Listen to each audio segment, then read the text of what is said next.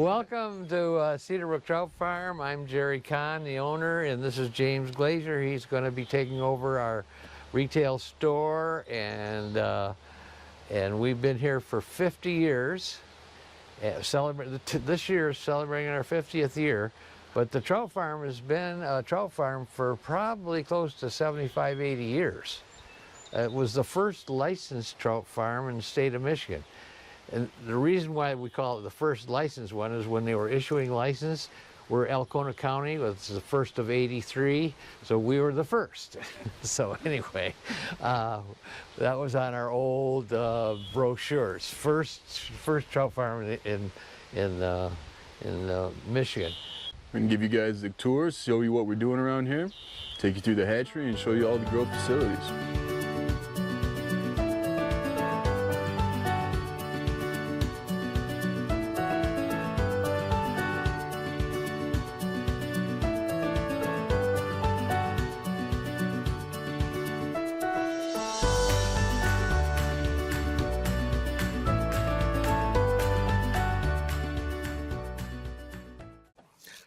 This farm is located on the edge of a glacial moraine, where the glacier sheared off a huge ridge that runs all the way up into Rogers City.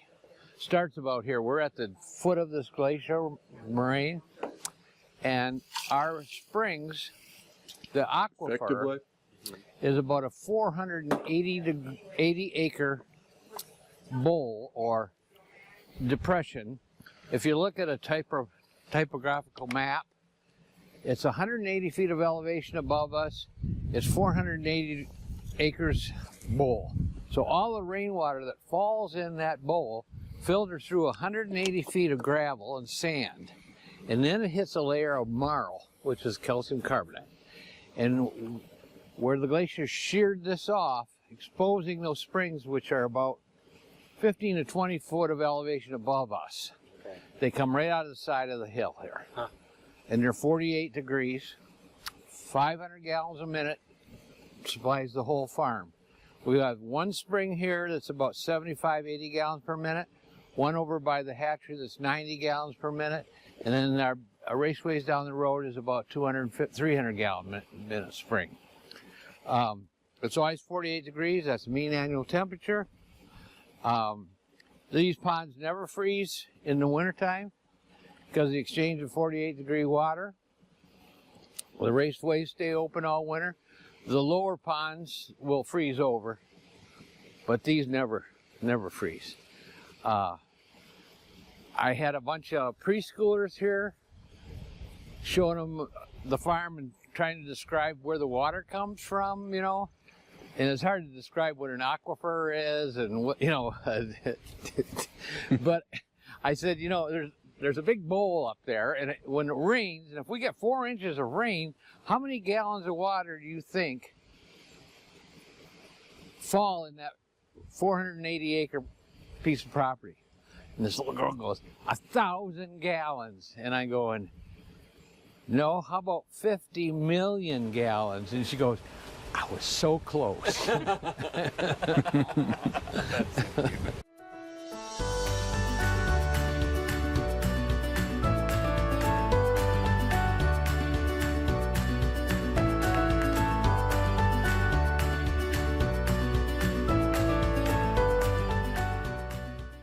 We're small scale, but it works. So these are last fall's hatch of brook trout. Well, they hatched in about February. We take eggs in November. We take eggs from our brood stock, which is a pond up there by the house, and then we put them in this vertical flow incubator. And it takes 2 months for them to hatch. 60 days from the time we fertilize the egg till the time it hatches. At 30 days, of course, you know, it becomes eyed. You can see the pigmented eyes through the transparent shell. And at that stage, then I can ship those eggs. I got 3 places in Ohio that buy brook trout and brown trout eggs from me. Okay, so then they go from, we strip the eggs and then we bring them in here, put them in this incubator for 2 months. And then we take them out and put them in the troughs. And these are all Trout Lodge's rainbows. I do about 50,000 rainbows every year. And these are all browns. And we've got about 20,000 browns and a good 20,000 brooks every year. We probably have more than 20,000 this year.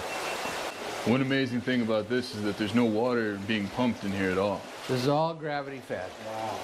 So we don't have to rely on any power here. How many fish do you typically raise? About 40,000 rainbows, 40 to 50,000 rainbows, and 20,000 browns, and maybe 20 to 30,000 brooks. Anyway, so from here, I leave them in the hatchery about a year, and then we move them out to the little raceways here.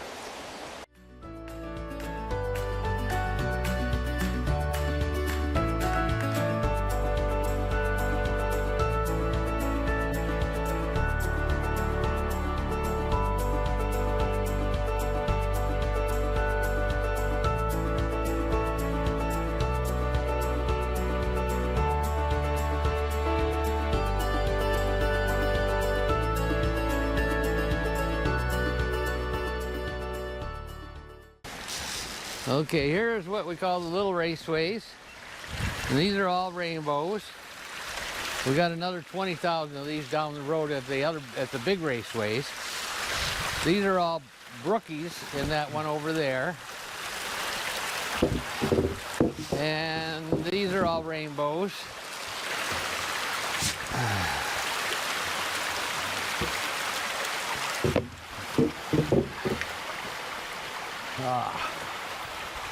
Let me get a sample here.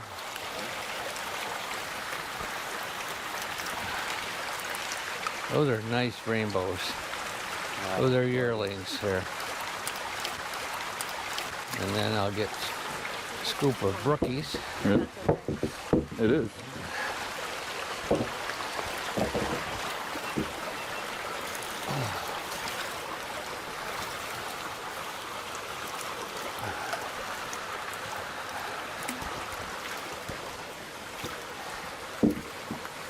Beautiful fish.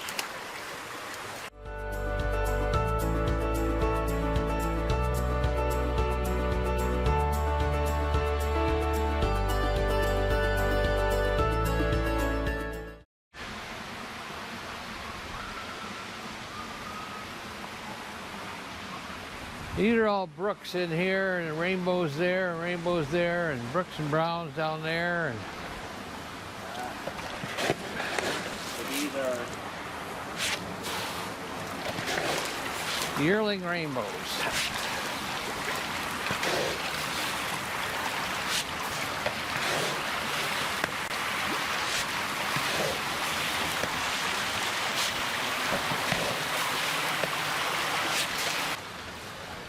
These are brown. These guys might not eat now that they've seen it. Yeah, they're spooky.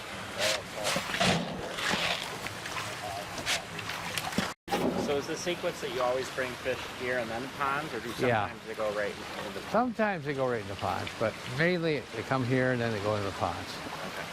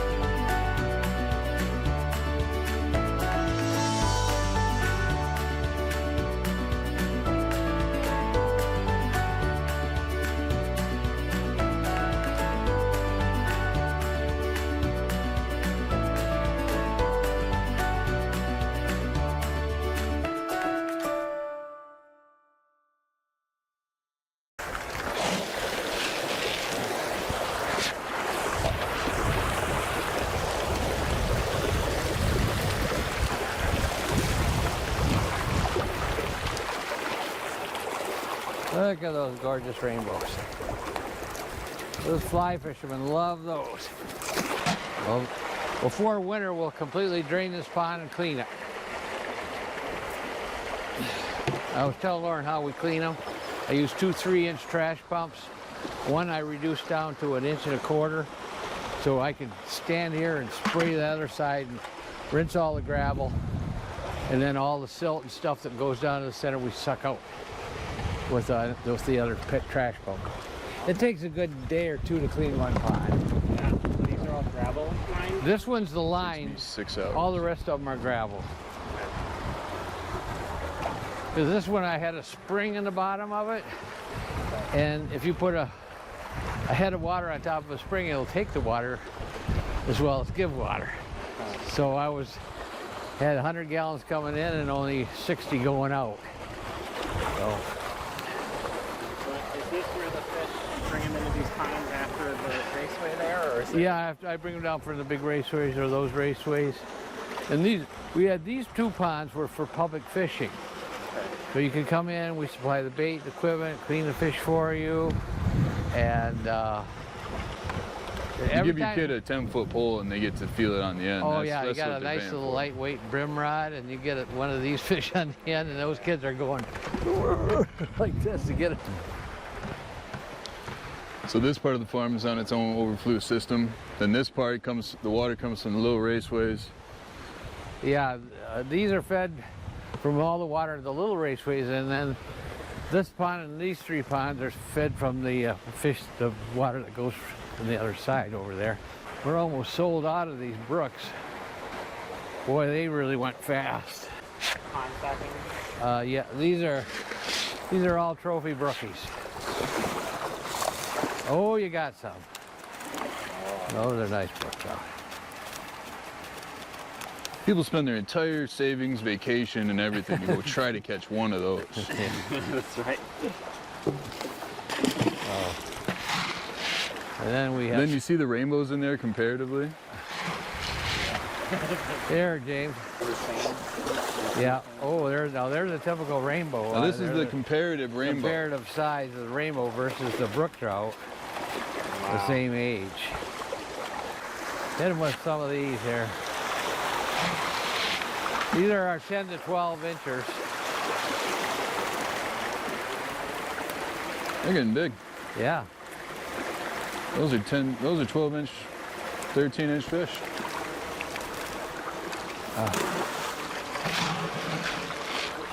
So with these big nets here, with the rainbows, because they're so cooperative, you see these floating holding boxes?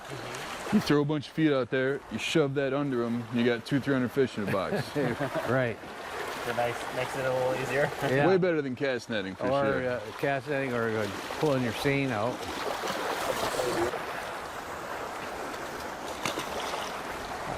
I was telling Lauren I like to run these aerators to keep the algae down, keeps the oxygen at saturation, got healthier fish, don't have the algae problem, don't have the off flavors that fish can pick. I mean, I've got old guys that caught fish out of a fishing pond and said they'll never eat another rainbow, and I can understand that, because they can get off flavors that are just Yeah. putrid. And I think that's something that people don't understand about fish farming, is that you need to keep the water as clear and clean as possible so you have a tasty product at the end of the day. Yeah. I think people think of it as, a messy kind of thing. If you go to some other, animal farms, it can be quite messy, but Yeah. in the fish farm, you can't suffer a messy pond. Keeping the water quality up. It's all about the water quality. The fish taste just like the water. So what do you feed them? No, just to We clarify. feed them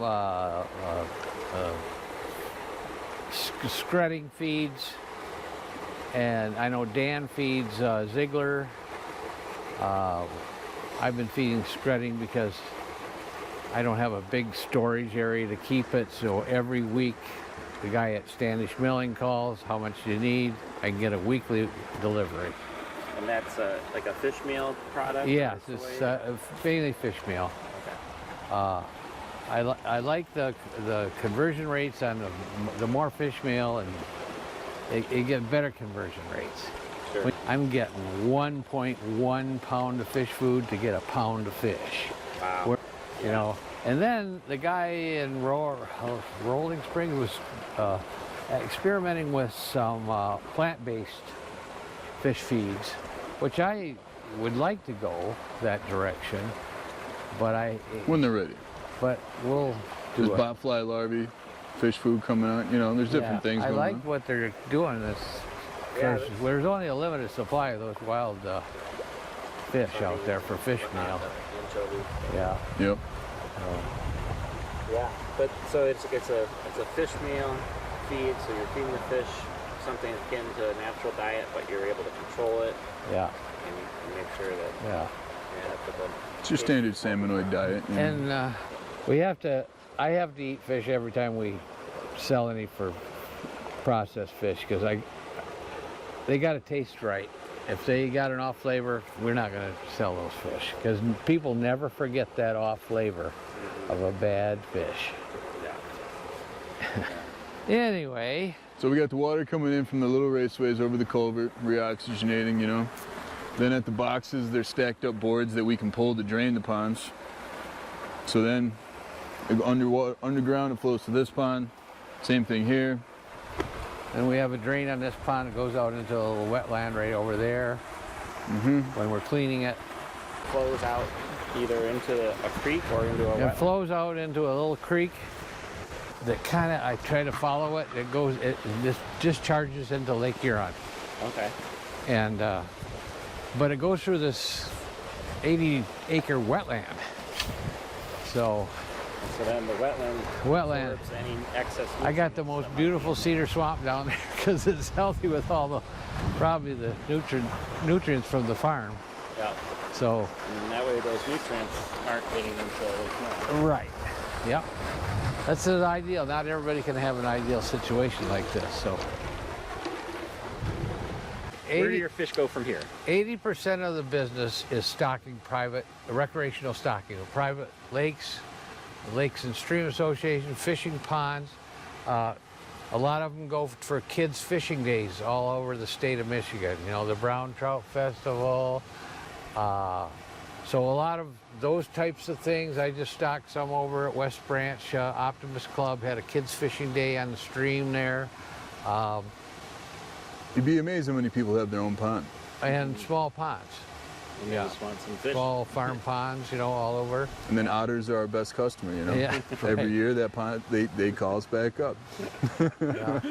Otters and kingfishers, you know, and great blue herons. So they're our you friends. feed a lot of wildlife. Yeah. Certainly. And then what's that other 20%? Okay, the other 20% was our fee fishing, where we allowed people to come in.